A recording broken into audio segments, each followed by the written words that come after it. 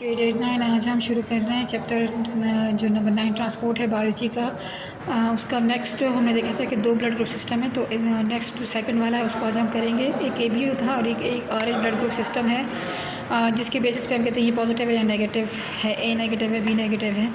तो ये बेसिक इस एंटीजन एंटीबॉडीज़ एंटीजन है, इसकी भी एक एंटीजन ही है जिसकी बेस पे हम कहते हैं कि ये पॉजिटिव है नेगेटिव है।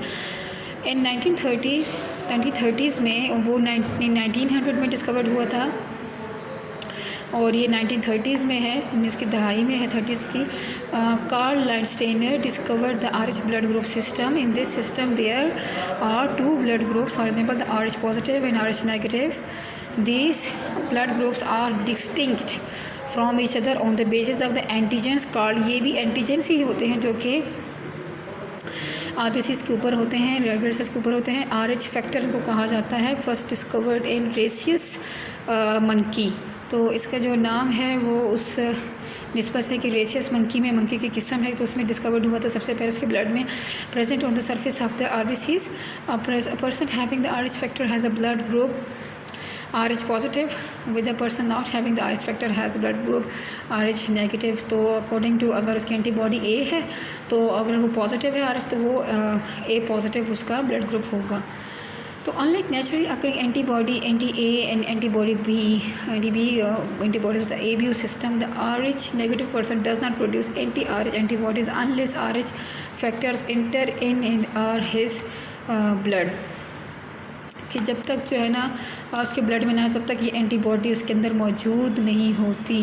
नॉर्मल ABO जो ब्लड ग्रुप सिस्टम है उसकी एंटीबॉडीज़ ब्लड में वैसी भी एंटीबॉडीज़ भी मौजूद होती हैं, और ये तब तक नहीं होगा जब तक कि दूसरा जो या उसका जो ब्लड होगा दूसरे एंटीजन के साथ, यानी जो A है A का B का मिक्स ना और B का A के साथ मिक्स, तो तभी तो RH फैक्टर भी प्रोड्यूस नहीं होगा ब्लड में। Blood transfusion in RH blood group system क्या है? RH blood group system can be transfused to RH positive, यानी इसका अगर डोनर RH पॉजिटिव है तो रिसिपिएंट भी RH पॉजिटिव ही होना चाहिए। और अगर ऐसा केस है तो फिर जो एंटी-RH एंटीबॉडी है वो प्रोड्यूस नहीं होगी, यानी अगर मुकम्मल मैच है तो एंटी-RH एंटीबॉडी भी प्रोड्यूस नहीं। और अगर सिचुएशन ऐसी हो कि डोनर RH पॉजिटिव हो, रिसिपिएंट RH नेगेटिव है, तो तब जो है ना बॉडी में एंटी-RH एंटीबॉडी प्रोड्यूस होगी। इस तरह से अगर रिसिपिएंट नेगेटिव हुआ, डोनर पॉजिटिव, यानी अगर डोनर पॉजिटिव में पॉजिटिव और नेगेटिव की चीज़ आ रही है तो फिर एंटी-RH एंटीबॉडी प्रोड्यूस होती है, अदरवाइज़ नहीं प्रोड्यूस होगी। कि ह्यूमन हार्ट को हम देखेंगे, पहले हम इसका स्ट्रक्चर देखेंगे, फिर साथ साथ इसका फंक्शन भी साथ साथ रीड आउट करते रहेंगे। Heart is a muscular organ responsible for pumping the blood through the blood vessels by repeated contractions.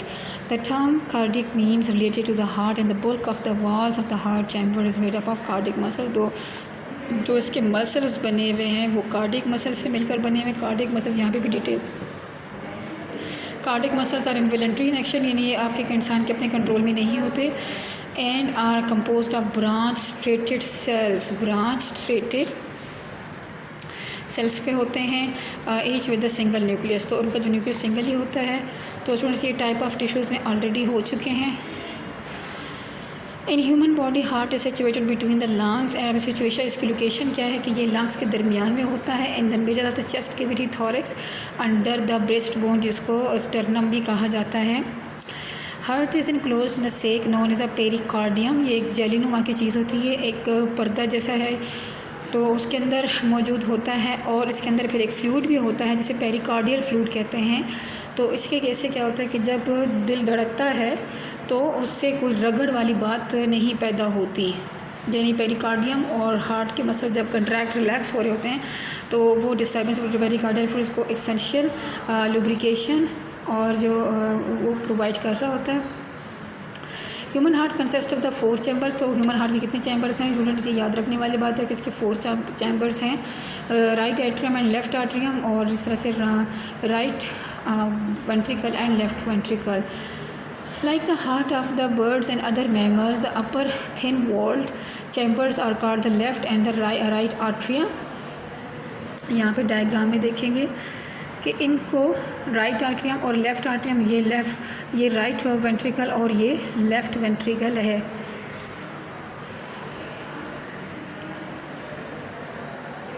And lower thick walled chambers, ये थिक वॉल्ड होते हैं और जो आर्टरिया है वो थिन वॉल्ड होता है और वेंट्रिकल्स होते हैं वो थिक वॉल्ड होते हैं। और ये strongest chambers of the heart हैं। तो अगर क्वेश्चन आए कि विच चैम्बर्स आर द, या name the chambers that are stronger chambers in the heart, तो वो वेंट्रिकल्स हैं। Left ventricle is the largest and the strongest chamber in the heart. तो यहाँ पे आप डायग्राम भी देख सकते हैं कि जो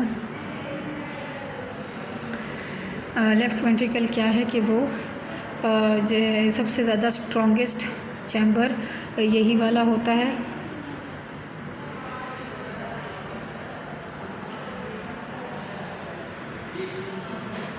आगे हमारे human heart work as a double pump, it receive the deoxygenated, एक तरफ से वो डीऑक्सीनेटेड ब्लड को भी रिसीव कर रहा है और फिर दूसरे में डीऑक्सीनेटेड ब्लड को दोबारा से लंग्स के लिए भी पंप कर रहा होता है। तो रिसीव भी कर रहा है और at the same time pump भी कर रहा है।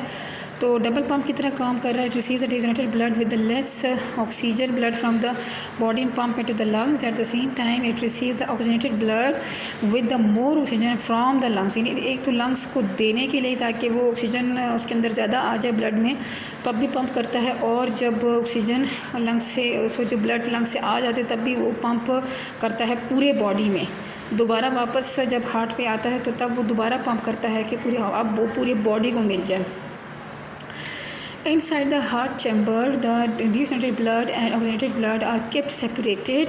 Here is a brief description of the पूरी description यहाँ पे आ रही है। Right atrium receive the deoxygenated blood from body via the main vein, superior and inferior vein। यहाँ पे देख सकते हैं कि जो राइट आर्टरियम है वो डीऑक्सीनेटेड ब्लड को बॉडी के अंदर उसके अंदर आता है, वो सुपीरियर वेना केवा के थ्रू और इन्फीरियर वेना केवा के थ्रू। ये बॉडी के जो लोअर पार्ट्स है वो इन्फीरियर वेना केवा की तरफ से आएगा और सुपीरियर वेना केवा में बॉडी के जो अपर पार्ट्स हैं चेस्ट के, तो वहाँ से ब्लड यहाँ पे आ जाएगा। राइट एट्रियम यहाँ पे हमने देख लिया। When the right atrium contracts it passes the deoxygenated blood to right ventricle, यानी जब राइट एट्रियम का कंट्रैक्ट करता है, सुकड़ता है, यानी ब्लड उसके अंदर आ गया, अब वो सुकड़ा तो उसके बाद वो प्रेशर डेवलप होगा यहाँ वाल पे, तो वो राइट वेंट्रिकल में ब्लड आ जाता है। और यहाँ राइट वेंट्रिकल से जैसे एरोस बताए, जिसके निशान बता रहे हैं कि राइट वेंट्रिकल से ब्लड जो है वो यहाँ पे आ जाएगा। और ये यहाँ पे एक वाल्व है जिसको इसके अंदर से जाएंगे, इसको पल्मोनरी सेमिल्यूनर वाल्व कहते हैं, यहाँ पे इसका नाम लिखा हुआ है। इसके अंदर से ब्लड होकर जाएगा और फिर पल्मोनरी आर्टरी के थ्रू जाएगा लंग्स में, और वहाँ पे लंग्स में जब जो भी कार्बन और ऑक्सीजन की एक्सचेंज, कार्बन डाइऑक्साइड ऑक्सीजन की जो गैसेस का एक्सचेंज हो जाने के बाद दोबारा से ब्लड वापस होगा पल्मोनरी वेन के थ्रू। पल्मोनरी वेन जो है वो वहाँ से लंग्स से ब्लड को उठा लेंगे और उसको वापस आ जाएंगे राइट लेफ़्ट आर्टरी में, जहाँ से हार्ट दोबारा कंट्रैक्ट करेगा तो ये जो बाइकैप्सिड वाल्व के थ्रू अंदर लेफ़्ट वेंट्रिकल में चला जाएगा और लेफ़्ट वेंट्रिकल से वही ब्लड दोबारा से, और इस वाल्व को आर्टिक सेमिल्यूनर वाल्व, क्योंकि ये ओटा की तरफ जा रहे थे तो इसका नाम भी आर्टिक सेमिल्यूनर वाल्व है। तो यहाँ से ब्लड जाएगा ओटा में और ओटा से फिर पूरी बॉडी तक ब्लड जो है वो पहुँच जाता है। तो स्टूडेंट मैंने आपको समराइज़ फॉर्म में ये समझा दिया है, आपने इसको जब इसको रीड करेंगे तो साथ साथ डायग्राम को साथ साथ लेके चलें, तो उसकी डायरेक्शंस को देखते जाएँ तो आपके लिए बहुत आसान है समझना और साथ साथ याद करना। पल्मोनरी एंड सिस्टमेटिक सर्कुलेशन क्या है? We see that the right side of the heart collects deoxygenated blood from the body and कि ये राइट साइड डीऑक्सीनेटेड ब्लड को रिसीव करता है और जो लेफ़्ट साइड है वो ऑक्सीनेटेड ब्लड को रिसीव करता है। The pathway on which the deoxygenated blood is carried from the heart to the lungs and in return oxygenated blood is carried from the lungs to the heart is called pulmonary circulation or circuit। तो student आप देख सकते हैं कि यहाँ पे हमारे पास जो पल्मोनरी आर्टरी है और pulmonary artery blood deoxygenated blood को लेके जाती है लंग्स की तरफ, और पल्मोनरी वेन जो है वो लंग्स से वापस लेकर आती है हार्ट की तरफ, तो इसको पल्मोनरी सर्कुलेशन या सर्किट कहा जाता है। और इस तरह दूसरा pathway similar the pathway in which the oxygenated blood is carried from the heart to the body tissues and in return deoxygenated. अब जो यहाँ से ब्लड कैरिड हो रहा है पूरी बॉडी टिश्यूज़ में जाएगा और फिर वापस आ जाएगा जो सुपीरियर वेना केवा और इंफीरियर वेना केवा के थ्रू, तो उसको कहते हैं सिस्टमेटिक सर्कुलेशन और सर्किट। होपफुली स्टूडेंट आपको समझ आ गई होगी। यहाँ पे भी इसको आप गौर से देखिएगा ये समराइज फॉर्म में यहाँ पे बताया हुआ है। हार्ट बीट क्या है? The relaxation of the heart chambers fills them. अब हार्ट बीट में जब दिल धड़कता है तो उसमें उसको क्या प्रोसेस हो रहे होते हैं? The relaxation of the heart chambers fills with the blood and the contraction of the chambers propels blood out of the. Alternating relaxation, alternating का मतलब कि अगर ब्लड का जो हार्ट का एक पार्ट रिलैक्स करता है तो दूसरा पार्ट सुकर जाता है, तो उसकी वजह से क्या होता है कि ब्लड पंप होता है। जो हार्ट की वर्किंग है वो इन्हीं दो चीज़ों को यूज़ करते हैं कि एक तरफ से रिलैक्स होना तो उस तरफ कंट्रैक्ट होना। Make up the cardiac cycle and one complete cardiac cycle makes one heart beat, यानी एक दफ़ा रिलैक्स होना फिर कंट्रैक्ट होना, तो ये क्या होता है? एक कार्डियक साइकिल को मुकम्मल करता है और कार्डियक साइकिल को वन हार्ट बीट भी कहा जाता है। Complete cardiac cycle consist of the following step. अब इस कार्डियक साइकिल के स्टेप्स क्या हैं? अगर क्वेश्चन आए कि what are the steps of the cardiac cycle, तो स्टूडेंट आपने हैरान नहीं होना। तो यहाँ से स्टेप हम इसके देखेंगे। Artery and the ventricles relax and the blood is filled in atria. जब आर्टरी और वेंट्रिकल के मसल्स रिलैक्स हो जाते हैं और ब्लड जो है वो रिलैक्स मतलब खुल जाते हैं तो आर्टरी जो है वो भर जाता है खून से, और आपको पता है वो डीजनरेटेड ब्लड होता है। This period is called cardiac diastole. Immediately after their filling both artery contract, अब दोनों आर्टरी जब वो कंट्रैक्ट करते हैं and the pumps the blood towards the ventricles and this period is in cardiac cycle is called the atrial systole. यानी आर्टिया का भरना है पहले ब्लड से, जब वो रिलैक्स होते हैं तो उसको कार्डियक डायस्टोल कहते हैं, और जब वही आर्टिया जब ब्लड से फिलअप हो जाते हैं तो पंप करते हैं जब ब्लड को आगे वेंट्रिकल्स की तरफ, तो उसको आर्ट्रियल सिस्टोल कहा जाता है। Now both the ventricles contract and pump the blood toward the body and lungs. The period of the ventricle contraction is called ventricular systole. In one heartbeat, diastole lasts about 0.4 second.